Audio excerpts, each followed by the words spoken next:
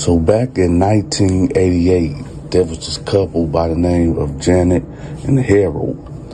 Janet and Harold was married for 35 years. And for the better part of their marriage, they tried to get pregnant. You see, Harold was a legacy man. You know, his dad was in the Army, his father was in the Army, and his father was in the Army. And well, Harold was in the Army too. So they had all this wealth, but they put it all into this restaurant. So it's only right that they want to leave all they, hard work to an heir. But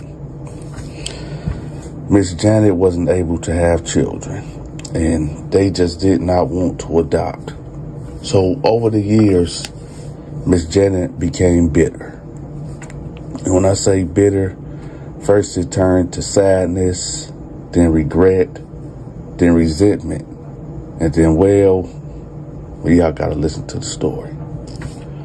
So one day, before they routine in the morning is they get up, they say their prayers, jump in the shower, brush their teeth. Miss Janet to go downstairs and make breakfast for Harold. Well, this particular morning, everything was going smooth except for when it was time for them to say their prayers.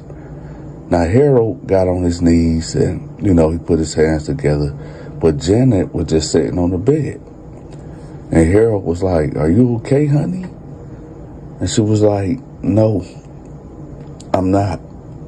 I'm not okay." And he was like, what's wrong? She was like, "I've been praying for almost 30 years, a little bit over 30 years, for me to be able to get pregnant. And God isn't listening. So I don't want to pray no more."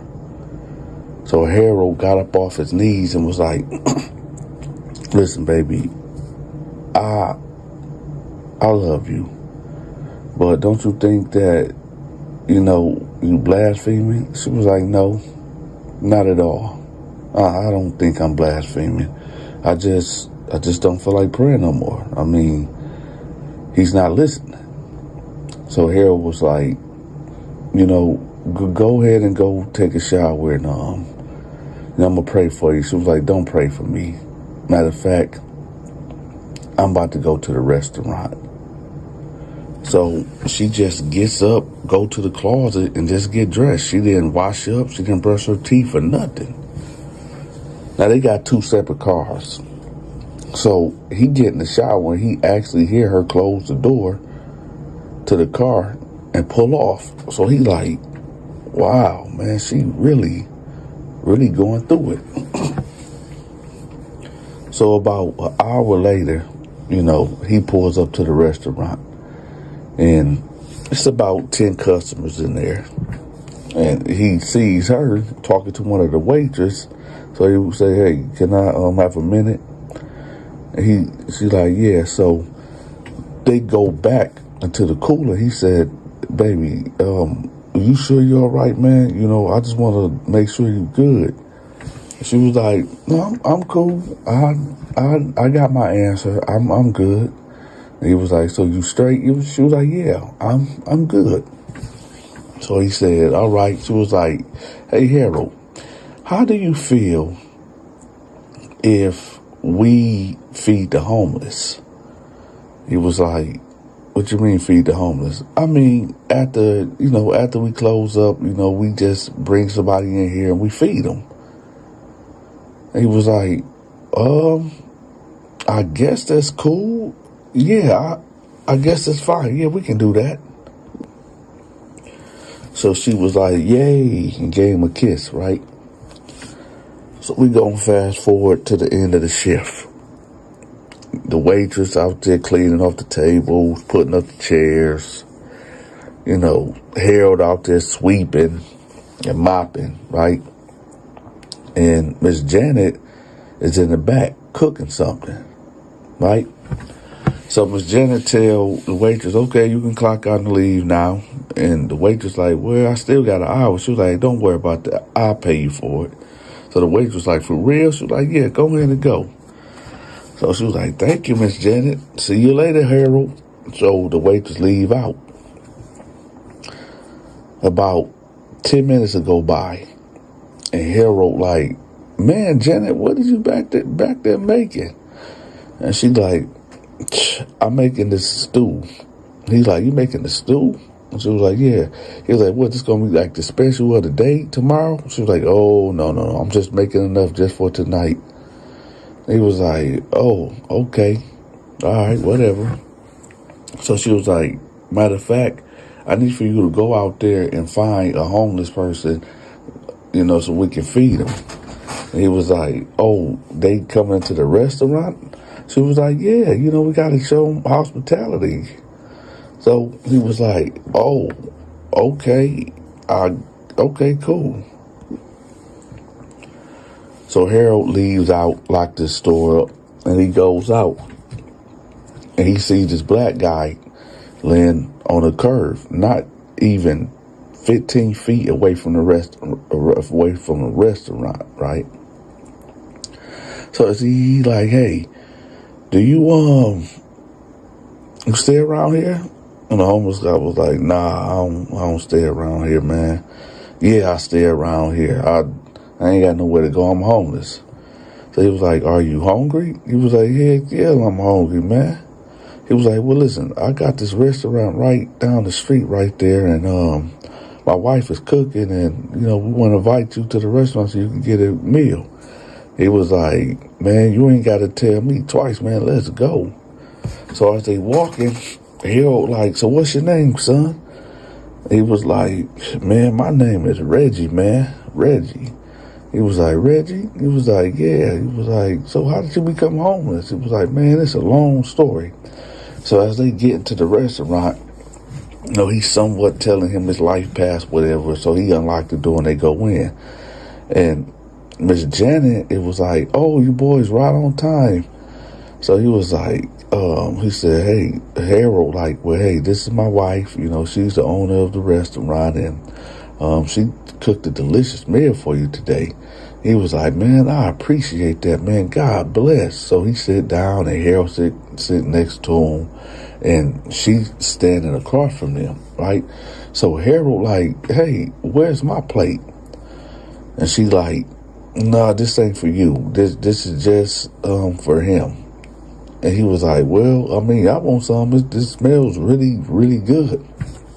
So the homeless man, Reggie, is killing this beef stew. He gulping it down, right? So he was like, hey, I don't mean to be rude, but do you got any more? And she was like, yeah, I got plenty more. So Harold and Reggie having a conversation with him, and she come back and she fill his bowl up. She filled this bowl up 3 times, y'all. So after he get done, he like, I can't eat no more, man. I'm full in a mug, man. I'm full. And she was like, okay. So then he was like, wait a minute. Man, I think I ate too much, man. I ate too much. You have a bathroom? She was like, yeah, we have a bathroom. It's right over there. So he get up and he runs to the bathroom, right? Miss Janice get up and goes to the windows and pull the shades down, and she locked the door. And the Harold like, what is you doing? Why you locking up like that? And she was like, Harold, I gotta tell you something. And when she said that, Reggie is in there screaming like, oh, help me, help. And he's throwing up. So he look at her and he runs to the bathroom. And what he sees when he walk in, he see Reggie, which is the homeless man, throwing up blood. And now he's convulsing. He's on the ground shaking, right? And then he stopped moving. So Harold like, Janet, call the police, right? And as Janet just looking at the guy with a grin on her face. And Harold like, why you not calling the police? So she was like, Harold, I'm not going to call the police. I put poison in this food. Harold was like, what did you just say? She said, I'm not calling the police. I did this on purpose. And Harold was like, why would you do that? Why would you do that? She was like, because God didn't answer my prayers. So I figured maybe if I sacrifice somebody to the devil, maybe I can get a child. Harold was like, Janet, I knew something was wrong with you this morning, but I didn't know the extent of what really, like, that's madness, Janice. Why would you? She was like, no, it's not madness. What's madness? I've been praying for 30-something years for a child, and I still ain't got one. He said, Janet, but you just killed the man. You just killed this man. She was like, okay, so? Homeless people die all the time. Matter of fact, I'm doing him a favor. He was like, no, Janet, it don't work that way, Janet. You can't do that. No. She was like, what? You gonna call the police on me? You gonna really call the police on me? You know, we got cameras in here. And here, I hate to do this, but, you know, you the one went out. You went to go get them. So you participated. You accessory. He was like, Janet, what? Have you lost your mind? She said, no, I haven't lost my mind. Here, help me grab him. Let's bring him back to the freezer. So he sit there for a minute. He like, Janet, because I love you, I'm going to help you, but don't ever do this again. Don't you ever do this again. And she was like, nah, whatever. So they bring him to the freezer, right? And he like, listen, Janice, I'm getting sick. I'm about to go home and take a shower. I'll see you when you get home. So she said, okay. So he leaves, right? Miss Janet decides to chop up his body, and she started making a beef stew, special of the day for tomorrow, right? So she comes home like at 3 o'clock in the morning. She climbed into bed, and Harold instantly wake up and he say, Janet, are you good now? Are you good? What did you do with the body? She was like, well, it's taken care of. He was like, are you sure? She was like, yeah, it's taken care of. So we're going to fast forward to the next day. The next day, Harold and her get to the restaurant. And so when they get in there, you know, she go back there, pull out this big pot, and she warm it up, right? It's the stew. Harold tells her, like, hey, what happened last night can never happen again. And what is in there? Oh, it's stew. And he was like, Janet, no, you're not about to poison nobody else. So as it was simmering, she dipped her finger in it and tasted it. She was like, boy, it ain't no dang poison in here. And he was like, oh, thank God. So as the day went on, you know, customers coming in, they asking, you know, what's the deal of the day? What's the soup of the day? And she telling like, well, I got this beef stew or whatever. And they out there serving it. And people like, yo, man, this beef stew is good, man. Yeah, y'all know where this going at. So people is just telling other people like, yo, man, this beef stew is great. You know, people call and say, man, I got to bring you some of this beef stew, man. They sold out less than 30 minutes. So Harold comes to her and he like, hey, Janice, what did you do with the body? She was like, what body? He was like, come on, man, what did you do with the body? She was like, well, look out there. So he was like, Janice, did you chop that body up and put it in a stew? She was like, yeah, I did. He was like, Janice, and he was like, you know what? You can't do this, Janice. I'm not gonna stand for it. You're gonna have to take care of this after the shift. Matter of fact, I'm about to close the restaurant down. She was like, Harold, you better not. He was like, no, I need to get my mind together, man, because what you doing ain't right. You wrong. You wrong, Janice, you wrong. So she was like, okay, go ahead. Go ahead. So she called the waitress, two waitresses over, said, okay, I need for y'all to clock out and go home. I'll pay y'all for a full day work. And they was like, well, what's going on? She was like, just clock out. I'm going to pay y'all for a full day's work. And she was like, attention, everybody in the restaurant, we have to close because we have an emergency right now. Right? So people got their food and all this and that. People getting carry-outs and this beef stew was slapping, right? So it's just her and Harold in there. And he was like, listen, I love you, but I can't let you do this anymore. You're doing too much. You done took this too far. You done took this too far. So she was like, Harold, I love you, but either you're going to get with my program or you can get lost. He was like, what do you mean by that? We've been together for almost 40 years, married for 30-something years. What do you mean get lost? She was like, you can get lost. And he said, you know what? I'm calling the police. Now, the phone is behind the counter, right? Janice is standing right over here by a frying pan.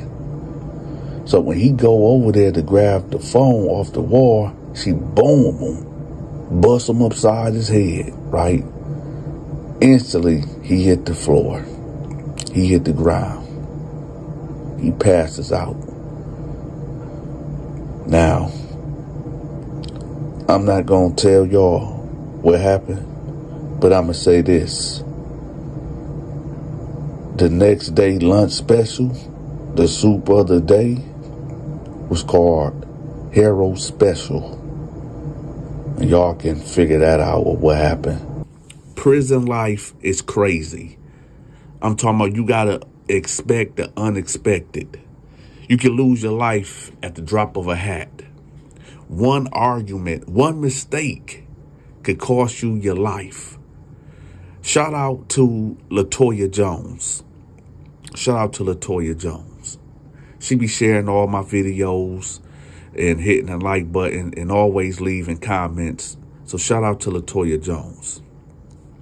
Now, this prison story is about this guy that ended up getting accused of doing the unthinkable to people. But it has a really strange, crazy twist to this story. So without further ado, I need for y'all to, number one, hit that like button. And oh yeah, let me know where y'all from in the comment section before we start this video, okay? I want to see how far my reach is on YouTube. And with that, y'all, let's get to it.